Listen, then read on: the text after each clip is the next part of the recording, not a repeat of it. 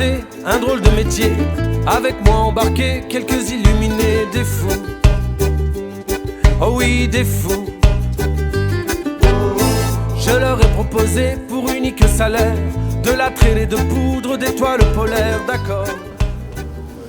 Et ça s'appelle l'association du soleil. On veut du soleil. On veut du soleil. Ah, tu savais pas? D'accord. Je connais très bien Pascal, Ouais. mais le nom de l'association, je ne la connaissais pas. D'accord. Moi, ça fait 3 ans et demi que je n'ai pas vu mes enfants ni ma mère. Donc j'ai hâte de retourner en Normandie, comme ça je vais pouvoir aller voir. Ah bon? Non, c'est mon fils, c'est mes 2 petites filles. Ah, fais voir. Oh. T'as jamais vu, hein. Ah, Il c'est un est beau un garçon, beau gosse, hein. hein. Ah oui, beau garçon. Quel âge il a? 27 ans. Ah, il est jeune. Florian, Juliette et Louise. Louise. D'accord.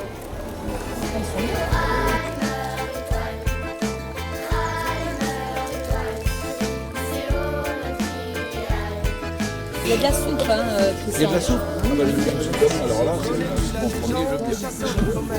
Sur chaque étoile filante, un rêveur, un poète qui éclaire. Bientôt aussi. Je suis réchauffé. Ah ouais, il n'est pas trop froid, mais hier. Ah, il fait pas chaud. Oh hier. Oh là là, hier. Heure de nuages, tu nous verrais peut-être d'ailleurs. L'électricité, là, je me chauffe pas. Mais je sais bien, on s'était C'est bien rencontrés mes parce box que... bloqué, moi, que tu je sais paye bien tout le loyer que- partout, tu ouais. sais. Donc je peux pas. C'est bien, je t'avais rencontré, Je tu peux pas. as cherché une couverture la première fois Ah que je oui, t'ai ça vu, tu te adorable. rappelles? Tu te souviens? Oui. J'allais chercher mon petit pain à côté. Oui, ouais. Mais je t'ai vu, hein. Ouais, ouais. Je t'ai vu, puis j'ai Ouais, vu des jeunes hommes T'avais que je connaissais besoin- qui étaient, ouais. T'avais besoin Puis de je suis venu couverture, vers t'avais toi, te froid parce que demander, t'avais tu pas de te souviens? chauffage Ouais, chez ouais. toi, ouais, Tu te je me souviens? rappelle. C'est incroyable.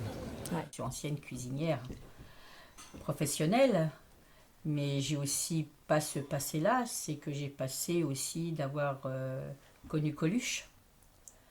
Donc j'ai aussi donné oui, presque 2 ans au Resto du Cœur à Paris. Et donc Coluche habitait à côté de chez ma maman, et quand Coluche voulait pas voir les journalistes, et ben, qu'est-ce qu'il faisait? Il passait par derrière, il traversait une rangée d'immeubles, et il arrivait où? Dans la rue de ma mère. J'ai commencé à donner à manger aux animaux, puis je finis par les humains. Voilà, comme ça que c'est un petit peu venu, l'idée de donner à manger aux autres, ils ont à manger aussi. je fais maintenant, je donne à manger aux humains et aux animaux de la maraude. Enfin, nous donnons, parce que c'est pas que moi. J'avais demandé à Emmaüs de pouvoir faire la cuisine. Ils nous ont dit gentiment oui. Donc pour nous, ça a été Surtout pour ouais. toi, c'est Ouais. un gros soulagement parce un que gros soulagement, ouais. Parce que c'était pas évident. Donc tous les vendredis après-midi, on arrive à 14h, 14h30 et avec le camion plein. Et pour préparer notre maraude, la cuisine, et après pouvoir distribuer. On était tous gilets jaunes au départ, donc, pratiquement, la plupart. Et voilà. Et du coup, j'ai réussi à entraîner Titi. On allait aux manifestations. On allait au manif ensemble, je lui parlais de l'assaut, et voilà, comme c'est quelqu'un de généreux, empathique, voilà. Ça fait boule de neige. Et là, on emballe les gâteaux qu'une pâtisserie de Surzur nous offre toutes les 2 fois par semaine. Tous les invendus de pain et les gâteaux.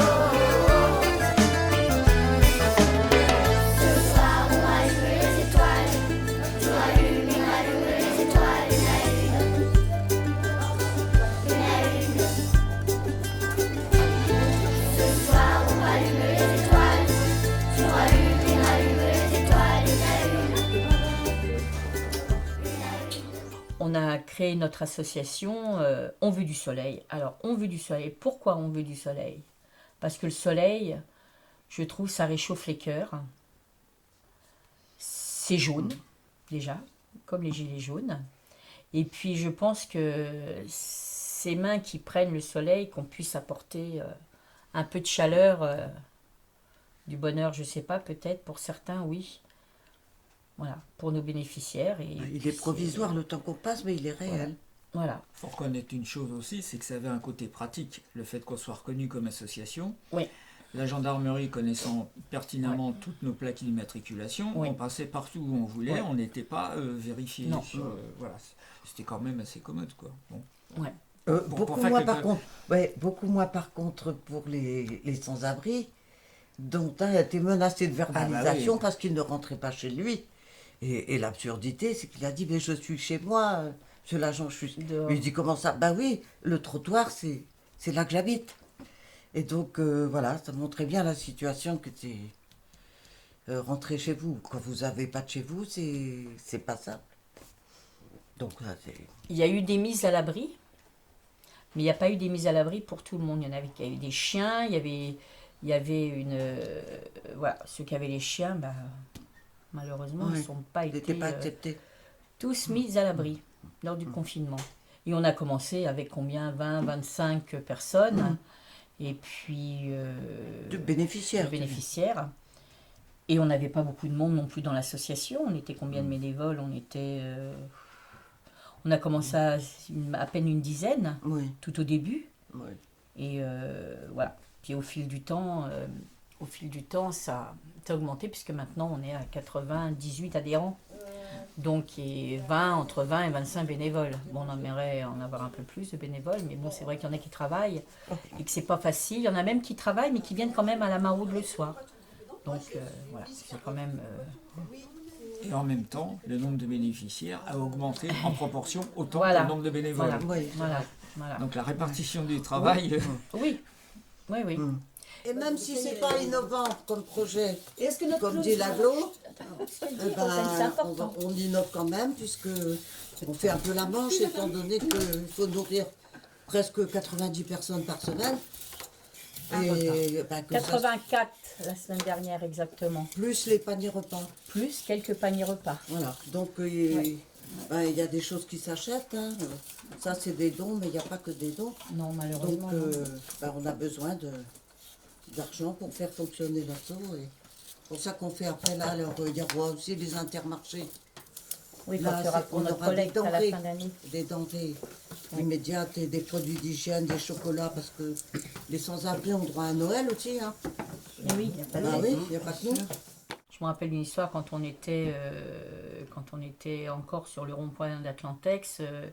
Il y a une gilet jaune qui m'appelle. Elle me dit: oh là là, Pascal, il y a un jeune qui est dans un sous-sol, enfin dans un garage ouvert, Ouais, on se souvient. qui a froid, qui grelotte et tout. Je dis: c'est pas possible. Ça me faisait penser à l'abbé Pierre quand je suis partie ce jour-là. Et donc nous sommes allés le voir, on lui a demandé ce qu'il avait. Bon, il avait faim, il avait froid, il avait une petite couverture toute légère. C'est vrai qu'il y avait la pluie qui battait à côté. J'ai dit: bah écoute, tu vas venir avec nous, tu vas venir te réchauffer au feu sur le rond-point, peut-être éventuellement dormir sur le camp. Et puis voilà quoi, donc ce qu'on a fait. Bon, pour lui, il est resté la nuit, il a mangé. Puis je lui ai posé la question: qu'est-ce que tu aimerais faire comme travail? Oh, il me dit n'importe quoi, mais du moment que je travaille. Donc, c'est vrai que je savais qu'à Intermarché-sur-Zur, il cherchait un boucher. Et Oui, c'est lui qui a- de fil en aiguille, il a été embauché en contrat pro à Intermarché. Et bien sûr, où il allait loger. Parce que de contrat pro sur Zur et Vannes, sans moyen de locomotion... Alors, moi et mon mari, on s'est regardés et puis on a dit: on va le prendre, le petit jeune, il faut essayer de le sortir de sa mouise, quoi. Donc, on l'a pris chez nous pendant 3 mois, 4 mois. On lui a trouvé après un logement et puis après, il a fait sa vie, il s'en est sorti. Maintenant, je crois même qu'il a un petit enfant et qui travaille sur Saint-Avé. On a des personnes sans abri, mais on a aussi des personnes qui sont logées. Or, le problème, c'est que les personnes logées, ils ont très peu de revenus. Et il y a un choix. choisir. Il y a un choix. Entre Soit on le mange, logement soit et on le repas. mange et on n'a plus de logement, ou soit on a un logement mais on ne mange pas. Donc, c'est un peu drastique de choisir. Voilà. Alors, on les a parmi nos bénéficiaires, pas que les gens de la rue, malheureusement. Même pour les uns ou pour les autres, hein, c'est malheureux. Parce qu'il faut se mettre aussi à notre place. Mais les gens, quand on parle de ça, ils ne savent pas parce qu'ils ne sont pas à notre place. Moi, quand je vois des gens qui repartent avec la couverture sous le bras comme ça, et que moi, je les vois partir, ça me fend le cœur. Parce que je dis: moi, je vais aller chez moi, je vais être bien, je vais être au chaud. Mon mari m'a gardé mon repas au chaud.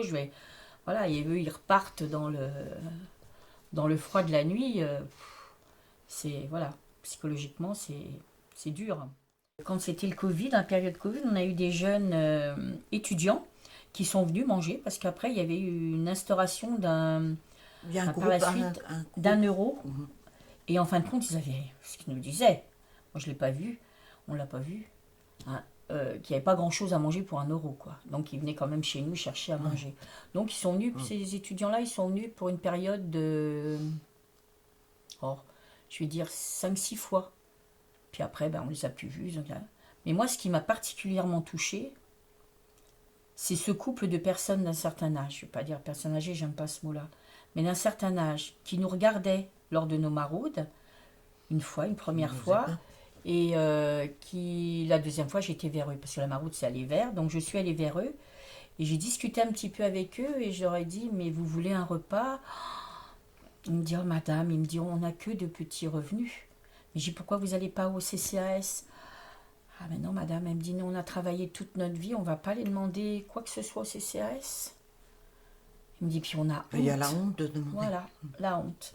On s'est retrouvés parfois avec des gens qui de loin voyaient ce qui se fait, n'osaient pas venir parce qu'ils se trouvent dans des situations, on va dire, humaines ou administratives qui font qu'ils ont peur de prendre contact. Bien sûr. Et c'est des gens que parfois, maintenant, nous suivons depuis 4 ans, 5 ans. Donc, c'est vrai que la maraude, c'est aussi un lieu d'échange, mais c'est aussi un lieu de recherche d'une forme de protection, quelque part.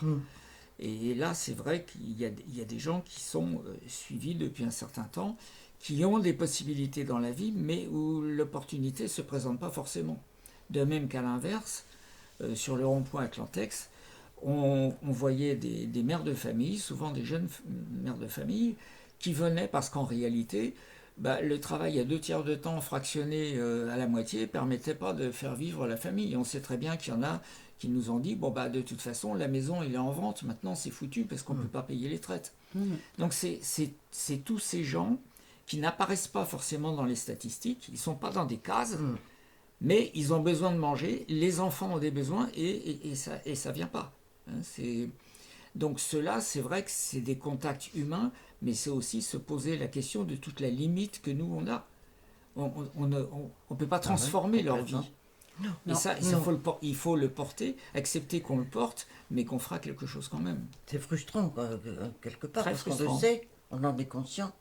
On a quand même quelquefois des moments de joie, comme ce matin par exemple, puisque depuis 4 ans, en fait, ça fait 4 ans qu'on a été amené à rencontrer par hasard en allant apporter de la nourriture dans un hébergement de Vannes, qu'il y avait aussi des étrangers qui étaient là, des familles venant d'Azerbaïdjan, d'Albanie, qu'est-ce qu'il y avait encore de plusieurs pays, souvent de l'Est, et qui, en fait, timidement apparaissaient au balcon quand on apportait à manger, parce qu'eux aussi, naturellement, étaient touchés par la faim. Ils n'avaient rien, il y avait juste un toit sur la tête, mais ils n'avaient pas à manger.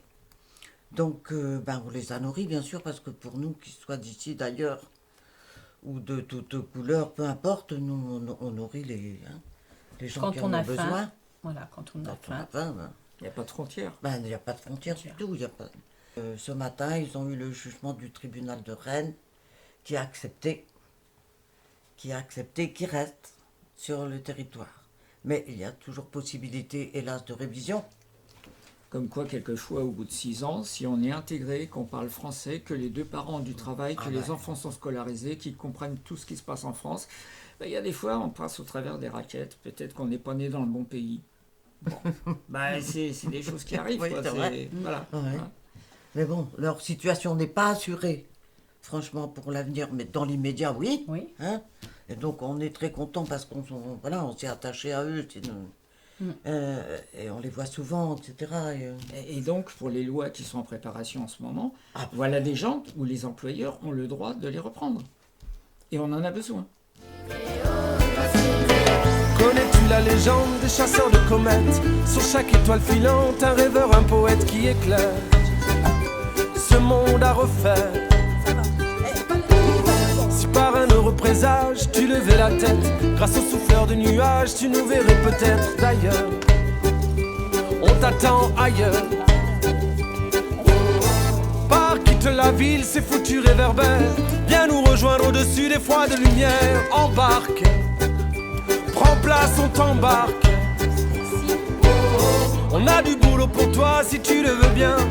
Rallumer les étoiles du soir au matin. Les parents, effectivement, pour protéger leurs enfants, leur disent Traverser. surtout n'allez pas vers les gens de la rue. Ils ont des chiens en plus, ça impressionne beaucoup. Donc, quand on les connaît, on sait que les chiens, c'est le compagnon indispensable, idéal pour à quelqu'un qui est seul à la rue. Mais expliquer tout ça et en parler, et ça a franchement ouvert les esprits. Il y a même, rappelle-toi la jeune femme qui nous a remercié à la fin d'un échange qu'on avait eu en disant merci d'être venu parce que ça m'a complètement changé mon point de vue sur les gens de la rue. Ça a levé mes angoisses aussi parce qu'il y a en fait, les gens qui vivent à la rue, ils suscitent des angoisses et des peurs viscérales chez les autres parce qu'ils ont peur un jour d'être confrontés à cette réalité. Peut-être, oui, aussi. Si, moi, j'ai l'impression qu'il y a souvent ça. Nous, je suis hébergé depuis début mars. D'accord, ok. Et c'est grâce à des services sociaux ou Non, c'est un ami qui voulait pas me laisser dehors. Bon. Et est-ce qu'il y a des gens qui mangent pas de porc?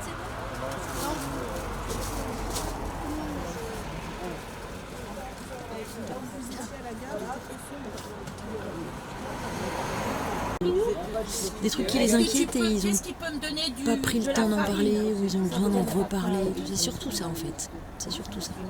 Les besoins d'échange. Après, on va pas les... Voilà, je vais pas prescrire dans la rue. Parce qu'ils ont quand même leur médecin, ils ont quand même leur centre référent. Lundi soir, il y a la Croix-Rouge par exemple. D'accord.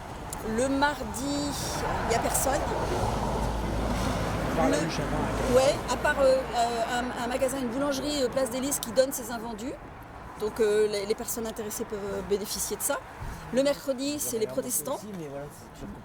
Le jeudi, c'est à nouveau la Croix-Rouge. Et le vendredi, c'est au Rue du Soleil.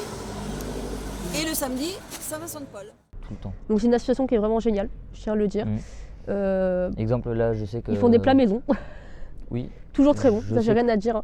Exemple là, je sais que quand nous on ne peut pas se déplacer pour aller à la maraude le vendredi soir, je sais que Pascal, on a juste à envoyer un petit texto ou un petit appel et on les prévient à l'avance et elle nous dépose directement pas loin de là où on est placé. Voilà, c'est déjà arrivé plusieurs fois. Ça nous est arrivé 2 ou 3 fois déjà. Et c'est vrai que la situation, on peut aussi parler avec eux. C'est ça qui est bien aussi, c'est qu'on peut aussi expliquer nos situations, parler, enfin se libérer en fait tout simplement. Et puis ils sont de bons conseils aussi. Donc on a eu pas mal de bons conseils aussi. Magali nous aide pas mal aussi.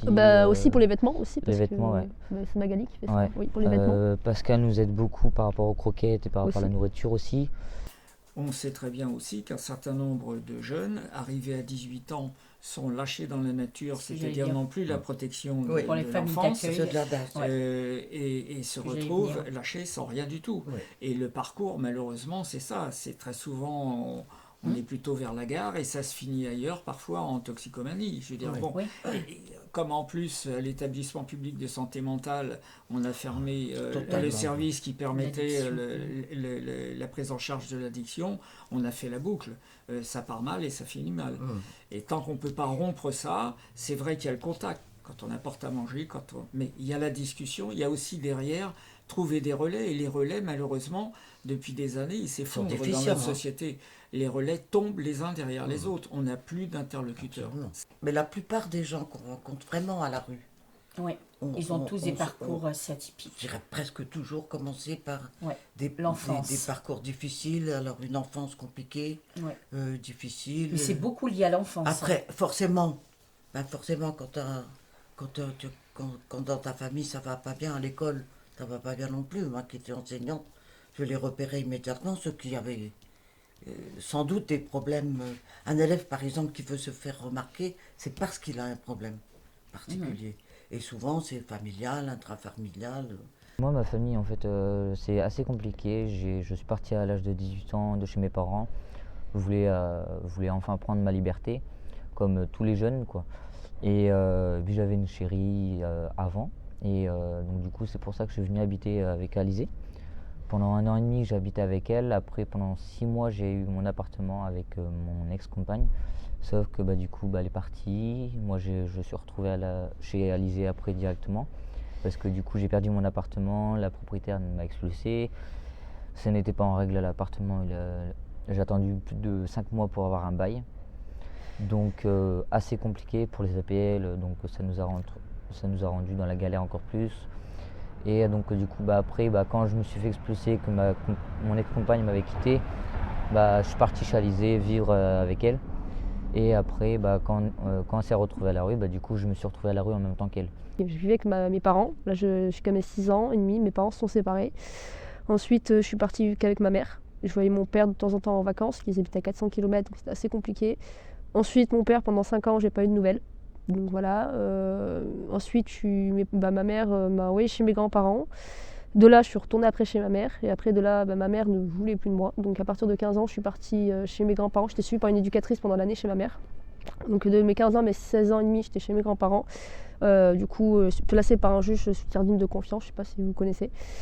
Et après, je suis partie en foyer depuis l'âge de mes 16 ans et demi, presque 17 ans. Je suis partie en foyer jusqu'à mes 19, pas loin de 19 ans. Parce qu'après, j'étais en contrat jeune majeur jusqu'à mes 19 ans. Et après, j'ai eu mon appartement. J'ai failli finir à la rue, mais on va dire qu'on a eu de la chance avec mon copain, parce que j'ai rencontré mon copain aussi en foyer, dans le même foyer où j'étais. Et j'ai eu du coup mon appartement pendant 2 ans. Et puis, j'avais eu mon chien à ce moment-là. Et puis après, comme j'avais expliqué, ça a été au fil du temps la galère. Moi, mon papa s'est retrouvé à la rue pendant plusieurs années aussi. Donc, quand il a réussi à avoir un logement, c'était avec sa copine. C'était très compliqué pour lui de pouvoir m'aider financièrement parce qu'il ne gagne pas énormément non plus. Donc et puis, j'aime pas demander. Et puis, c'est vrai que, étant dans la galère lui-même, je vais pas lui demander de m'aider. Et ma maman, je n'ai pas de contact du tout avec elle. En fait, depuis octobre, du coup, nous avons quitté notre logement, du coup. Et nous avons été hébergés environ 3 semaines, un peu moins de 3 semaines, chez une amie. Et nous sommes partis ensuite en tente à Aradon. Après, on a fait quelques jours à Plescope en résidence pour voir comment ça se passerait, puisqu'ils font des locations à l'année. Et nous sommes retournés en tente à Séné, enfin à l'entrée de Séné. Donc voilà. Et puis là, maintenant, ça fait 2 mois qu'on est en tente et il fait très froid en ce moment. Oui, ça c'est sûr, c'est l'hiver. Et puis là, on essaie de tout faire au maximum pour essayer d'avoir les sous qu'il nous faut pour rentrer enfin dans la résidence, quoi. Puisqu'on sait qu'ils ont des locations disponibles. Oui. Donc voilà. Moi, j'étais en CDI donc à partir du mois d'octobre. Mais il se trouve que j'ai eu quelques problèmes de santé qui a fait que j'étais en période d'essai de 2 mois, du coup, à McDo. Mais du coup, j'ai eu un problème de clavicule et d'épaule qui faisait que je ne pouvais pas travailler. Donc j'ai des examens pour du coup passer une radio et une échographie. Mais du coup, je ne peux plus travailler. Donc automatiquement, en période d'essai, ça ne passe pas du tout pour un patron. Donc pour le moment, je touche plus rien. Du coup, moi, j'ai dû arrêter mes recherches de travail par rapport à ma problème de santé. J'ai problème d'arythmie tachycardie. Et on ne sait pas d'où ça vient exactement encore, donc j'ai des examens qui sont prévus avec un cardiologue. Donc là, il faut que je rappelle en urgence le cardiologue encore une fois. C'est compliqué pour c'est assez compliqué pour avoir des rendez-vous. C'est 6 mois d'attente. Donc pendant 6 mois, je pourrais très bien être sans emploi. Ou sinon, je vais essayer de travailler quand même, mais en mi-temps thérapeutique, en temps partiel, quoi. Pour essayer de m'en sortir un peu quand même, quoi.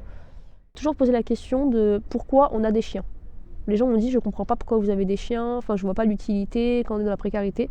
Et je tiens déjà à dire oui que je compte pas les abandonner, mais je tiens aussi à dire qu'en fait avoir un chien dans la rue, surtout quand tu es une femme, c'est une protection. C'est une protection pour les affaires, une protection pour soi, une protection en fait pour toutes les personnes qui sont avec nous. Attention, mes chiens sont pas dressés à l'attaque parce que j'ai horreur de l'attaque, mais au moins je suis rassurée de savoir qu'on va pas voler mes affaires ou m'agresser. Ouais. Donc voilà. Moi il est hors de question que j'abandonne mes chiens. Voilà, ça c'est quelque chose qui est primordial pour moi, c'est mon chien, c'est comme mon enfant. Et eux, ils n'ont pas demandé d'être là, ils n'ont pas demandé de se retrouver dans la galère, de se retrouver dans le froid. Voilà, on les a voulus, on les assume. Pour moi, c'est comme ça. Ouais. C'est comme un enfant, quand on le veut, on l'assume. J'ai aussi à préciser qu'on n'achète pas d'alcool et de drogue, ça peut rassurer tout le monde, parce que c'est un cliché qu'on a beaucoup dans la rue, que tout le monde boit, fume, prend de la drogue et tout, mais c'est pas le cas de tout le monde, je t'assure. Moi, je peux vous mentir, plusieurs fois on m'a posé la question, est-ce que tu veux de la drogue? Ou est-ce que tu sais où je peux en acheter? Ou est-ce que tu en as à vendre? Donc voilà. Ou de l'alcool aussi. Et moi je leur dis clairement, moi je bois pas, je prends pas de drogue. J'ai arrêté de consommer du cannabis il y a quand même 1 an et demi, donc je compte pas retomber dedans. Mais c'est vrai que c'est très facilement, les gens sont ils essaient d'influencer certains. Et ça m'est déjà arrivé je citerai pas de prénom bien sûr, mais de voir certaines personnes demander à certains de mes potes si, leur dire clairement la coke ça t'irait bien, ça te permettrait d'oublier tes problèmes, machin. Non. Clairement, moi je suis contre ça, donc automatiquement si je vois un de mes amis, si je vois certaines personnes proposer et tout, je vais vraiment me mettre au milieu et dire non. Bon, que ça soit suite à l'enfance, ou que ça soit la prise en charge de la toxicomanie, ou que ça soit des parcours brisés qui font qu'à 16 ou 17 ans, on n'est pas travailleur, mais on n'est plus étudiant et donc on n'est rien du tout.